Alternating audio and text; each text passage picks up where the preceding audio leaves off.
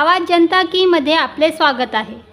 महानगरपालिकाने पावसाळ्याच्या तोंडावर नाल्याच्या भिंतीचे काम सुरू केले। त्यामुळे लाडेकर लेआउट, महालक्ष्मी नगर, सच्चिदानंद नगर, जम्बूद्वीप नाल्याला भयंकर पूर आला असून नाल्याचे घाण पाणी आजूबाजूच्या घराघरात शिरले आहे।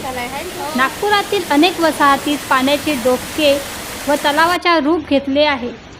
नागपुरातील अनेक रस्त्यावर पाणी साचले आहे। नागरिकांना ह्या पाण्याचा सामना करावा लागणार आहे। नागपूर महानगरपालिकांनी झालेल्या नुकसान भरपाई देईल का ह्याकडे नागरिकांचे लक्ष लागले आहे।